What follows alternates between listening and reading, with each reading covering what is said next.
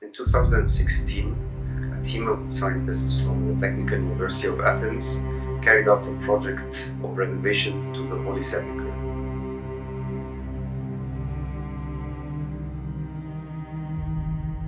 The Church of Holy Sepulcher in Jerusalem, also known as the Church of Resurrection, remains one of the world's major pilgrimage destinations and the holiest place of the Christian faith.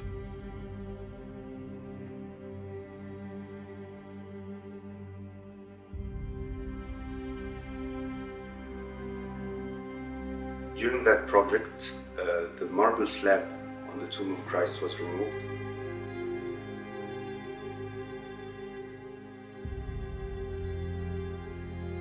Samples from the original limestone rock was taken.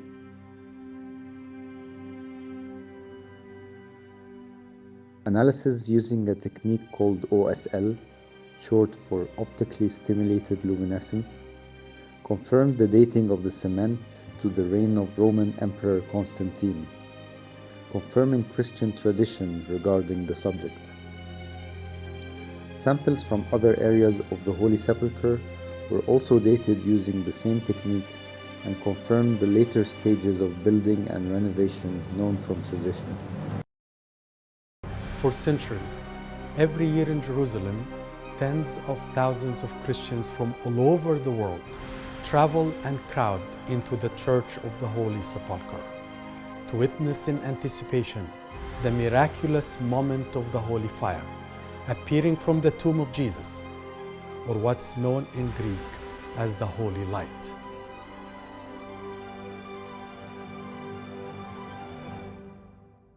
True to its name, the Holy Church is home of both Golgotha, the hill on which Jesus Christ was crucified, as well as the tomb close to Golgotha that Jesus' dead body was buried and where he arose from the dead.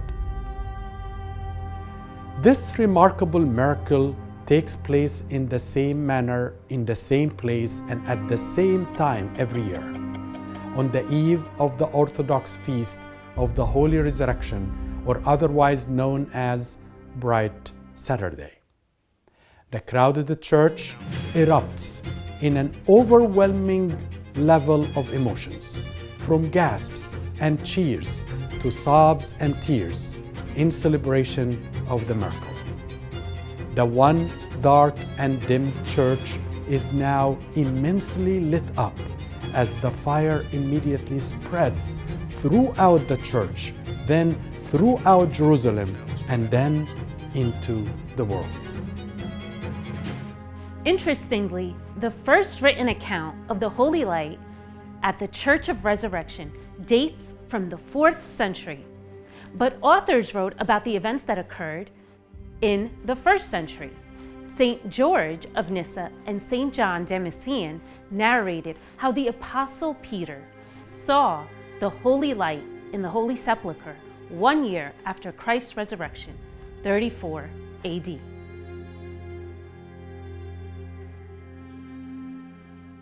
On Bright Saturday, the day preceding the Orthodox Resurrection Sunday, a thorough tomb examination starts at 10 a.m. and lasts for about 2 hours, conducted by Israeli policemen who are not Christian but Jews, and under the supervision of the head of the Israeli police department and the Jewish mayor of the city as well.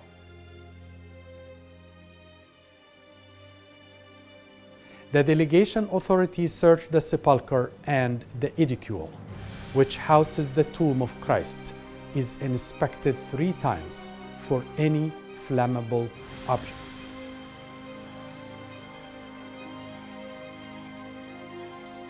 After it is determined that the Holy Tomb is void of any flammable substance, and under the watch of Israeli authorities, 2 Muslim families who have the authority of keeping guard on the Church of the Resurrection lock the church door and place their seal on the wax, similar to what happened on Jesus' tomb by the Romans during the burial.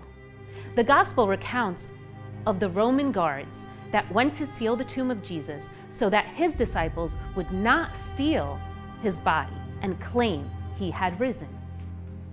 Beginning around 11 a.m., the Christian Arabs chant traditional hymns in a loud voice. These chants date back to the Turkish occupation of Jerusalem in the 13th century, a period in which Christians were not allowed to chant anywhere but in the churches. They say, "We are the Christians. We have been Christians for centuries, and we shall be forever and ever. Amen."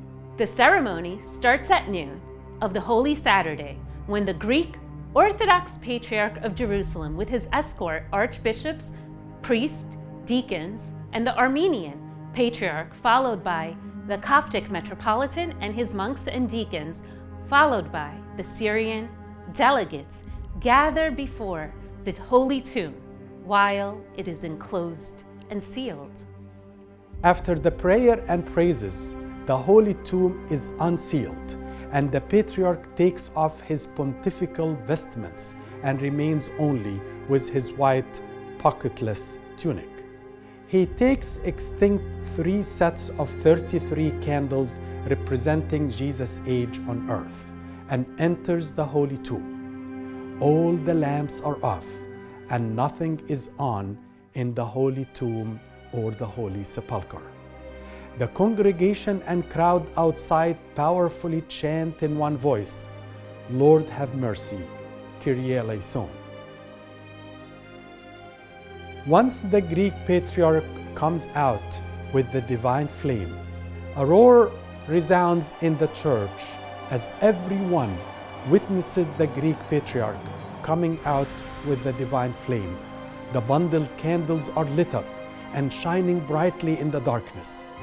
A truly amazing wonder, which reveals and parallels the very light in which Christ was raised from the dead, and how his light is spread throughout the world.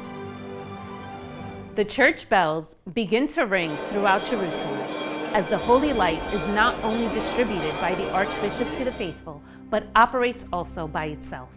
It is emitted from the Holy Sepulcher with a hue completely different from that of natural light. It sparkles, it flashes like lightning, it flies like a dove throughout the tabernacle of the Holy Sepulcher and lights up the unit lamps of olive oil hanging in front of it. It whirls from one side of the church to the other. Many believers have also claimed and attest that this miraculous light had spontaneously ignited unlit candles while they are holding it in their hands. It is said, for the first several minutes after the holy fire's appearance, the faithful bathe their faces and hands in the flame as an act of being washed or cleansed with the holy fire without being burned or harmed, validating the divine and supernatural origin. Let's take a deeper look into the description of the tomb. The cave, or the edicule, kubikolion in Greek, from Latin edicule, is 20 by 25 feet structure within the Church of the Holy Sepulcher, enclosing the remains of a cave that has been venerated since at least the 4th century AD. The transformation of the original cave was part of a building project initiated by Saint Constantine the Emperor in the 4th century.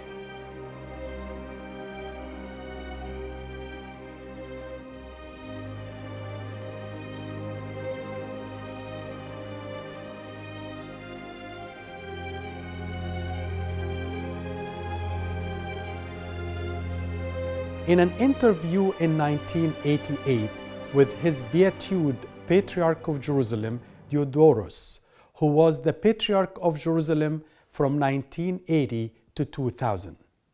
His beatified narrated his experience. I enter the tomb and kneel in holy fear in front of the place where Christ lay after his death and where he rose again from the dead. I find my way through the darkness towards the inner chamber, in which I fall on my knees. Miracle of God. At a certain point, the light rises and forms a column in which the fire is of a different nature. See also a line of lights at bottom left. Here I say certain prayers that have been handed down to us through the centuries, and having said them, I wait. Sometimes I may wait a few minutes, but normally the miracle happens immediately after I have said the prayers. From the core of the very stone on which Jesus lay, an indefinable light pours forth.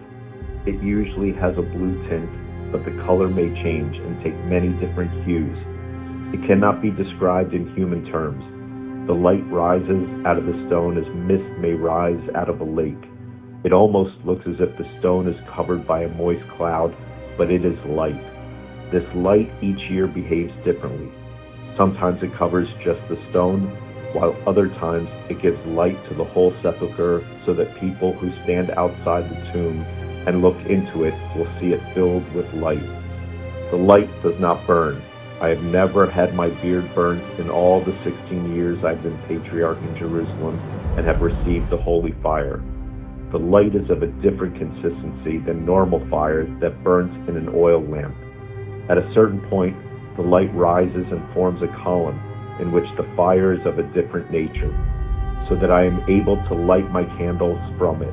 When I have thus received the flame on my candles, I go out and give the fire first to the Armenian Patriarch and then to the Coptic. Hereafter, I give the flame to all the people present in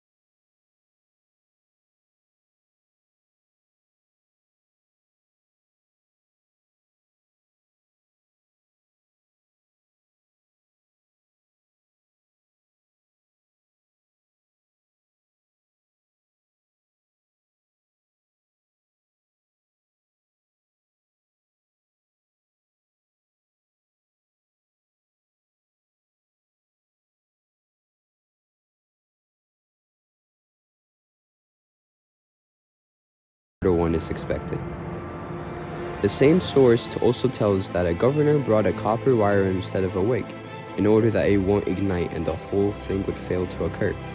But as the fire descended, the copper burned, the descent of this fire from above one day, which recurs after a specified time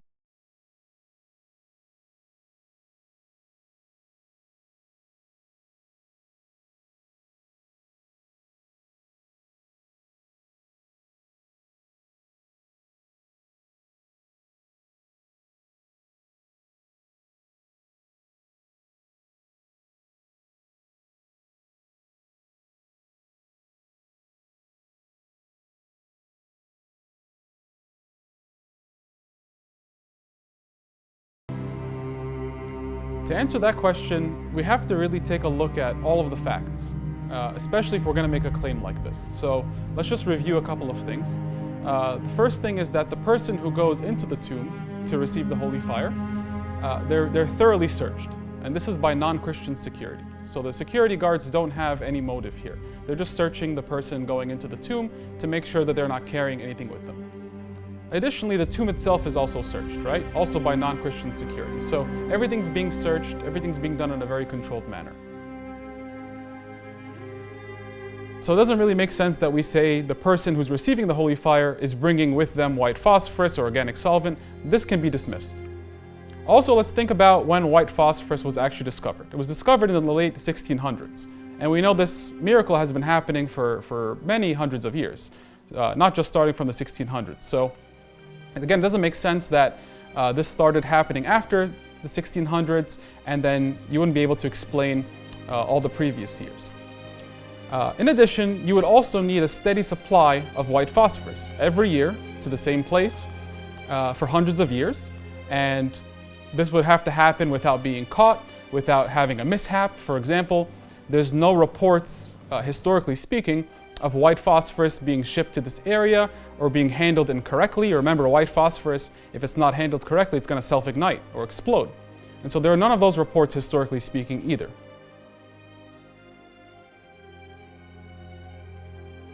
When you think about white phosphorus self-igniting in air, there's a lot of phosphorus oxides that are produced. These are actually very toxic fumes. And there's also no reports of people suffering the effects of this toxic substance.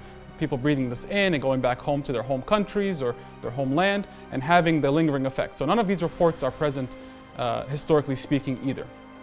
Especially during the time of the appearance of this holy fire, the same place, the same time, every single year for a very, very long period of time.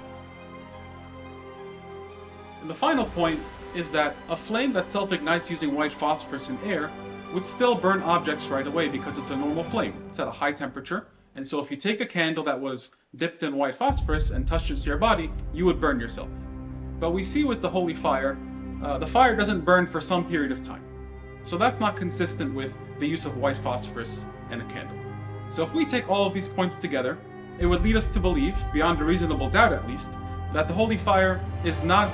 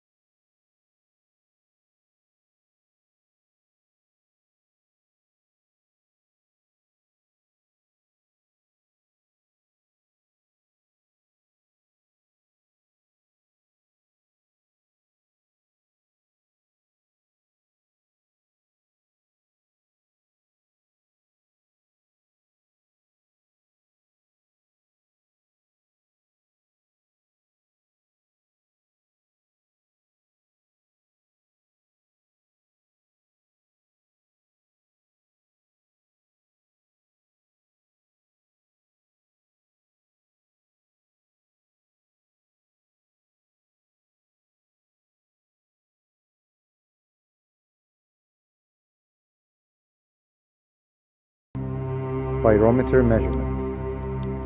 Father Gennady Zaridze, chairman of the Association of Orthodox Christian Scientists, measured the temperature of the holy fire as soon as it appeared, then 15 minutes later in 2016.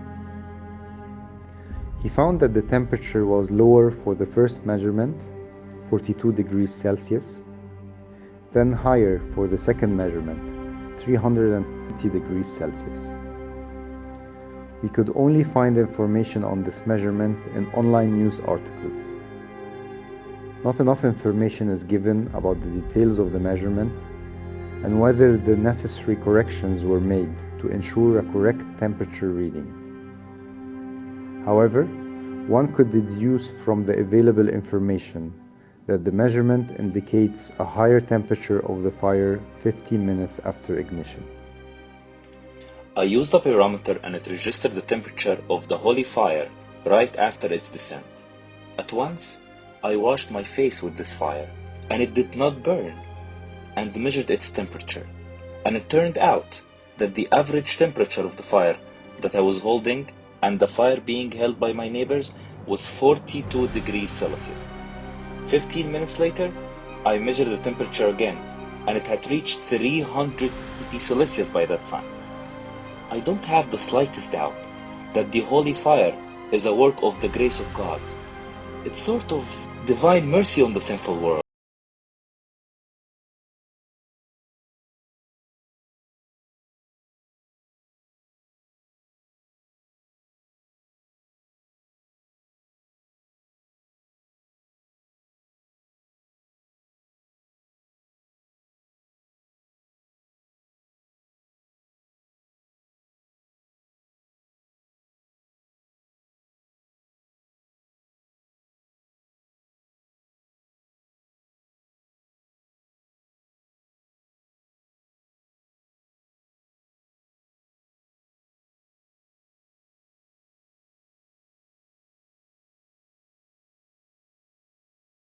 Holy Saturday 2008 around 9 in the morning, Andrei Volko, Doctor of Philosophy in Physics and Mathematics, and an Associate Professor in Mechanics of Materials at the National Research Nuclear University of Russia, situated himself approximately 15 meters from the Holy Sepulcher.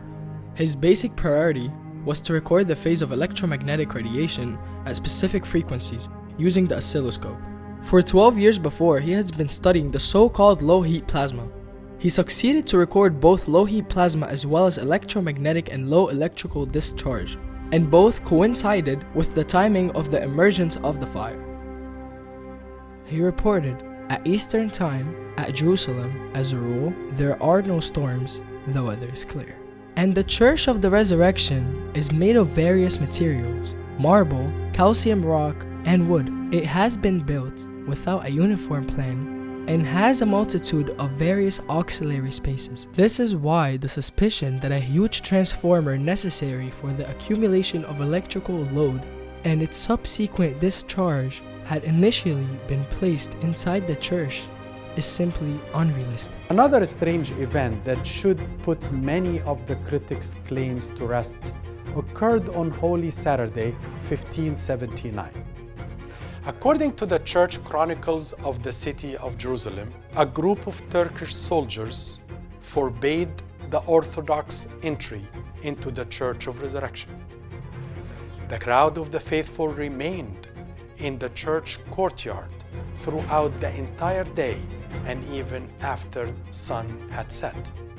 The Greek Patriarch Sophoronius IV was in the first year of his reign. It was the first time he would perform the most important rite of the year, but the Turks deprived him from this legal right. The Patriarch stood in prayer at the left side of the church doorway, near a column, and suddenly, when night had already fallen, the column split and the holy fire leaped from its interior. The Patriarch immediately lit his candle and passed the holy fire to the faithful. This account is contained in a Greek manuscript found in the Bavarian State Library in Munich. The codex was written by the Cretan priest Akakius in 1634, and a copy of the original work by the priest Ananias, which was written in 1608. Examination of the crack scientific